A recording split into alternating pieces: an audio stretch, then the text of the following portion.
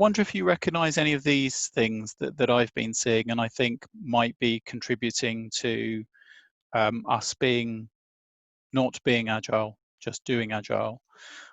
One of the things I'm kind of seeing is I'm seeing a rise of people who either don't really understand what agile is or have forgotten.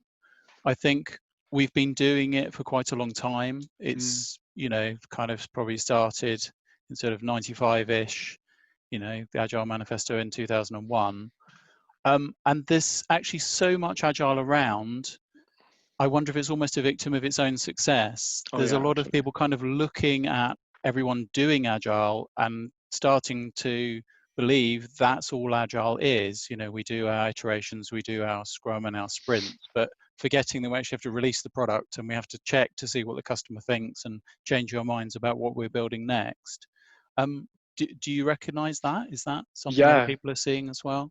Completely. I mean, that's kind of what I meant with the slide where I showed, Agile doesn't have a brain, right? It's just, you still have to think, you still have to do the work. Just because you follow the rules doesn't mean anything, right? And then,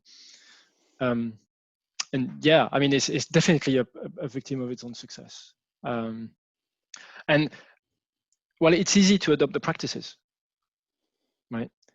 And that's therefore what people are going to do. They're going to, and when you look at, forums online or, like Facebook groups and stuff like that, and you look at the question that people ask, right? They're going to ask, what tool should I use? Is Jira good enough?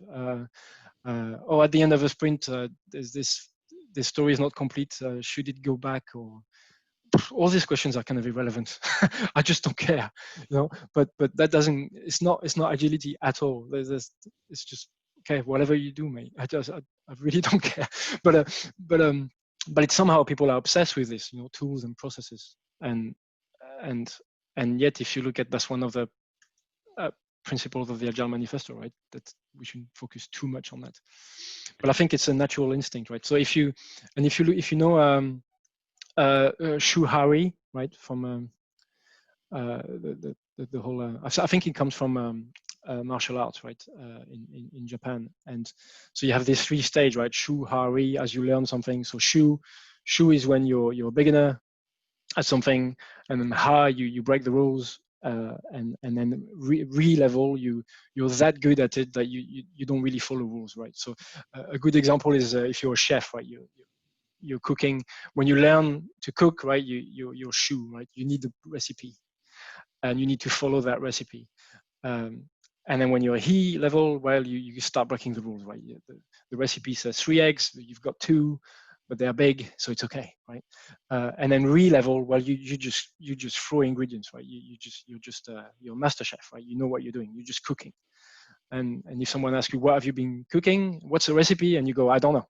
I don't have one. Right? I've just made it. And I think people, because they come, if you're new to this, right, whether it's Agile or anything else, you're going to start at the Shu level. There's just no way around that, right? So you're going to ask, what's the recipe, right? Give me the recipe. That's what I want, right? And so if you're a re-level, you can't really teach a Shu person. It doesn't work that well, right? Because the Shu person wants a recipe, and then the Re person says there is no recipe. It depends, and it's as much as true as it might be, it's not helpful if you're a Shu level person, because you need the recipe to follow. So it's difficult, right? Because and I've seen this, and I've said this before many times, but when I've got people coming in new at Tesla, new to Agile and so on, and they say, what sprint length should I use? And I often say, well, just 2 weeks, right? Just go for 2 weeks. But that's because I'm talking to a Shu person, right? And they need a rule. But I know I've had colleagues who say, well, what did you say 2 weeks? It depends. Sometimes it's not the right answer. Sometimes it might be 3 or maybe 1 week. Maybe Kanban is better. Maybe they shouldn't even do Scrum and so on. But I say, yeah, but they're not there yet, right? They need rules first, and they need to realize what for them, they need to do that journey themselves. You can't just say, hey, do the right thing, do Kanban. Even if that's the right thing, I feel like they have to go through that learning journey. right?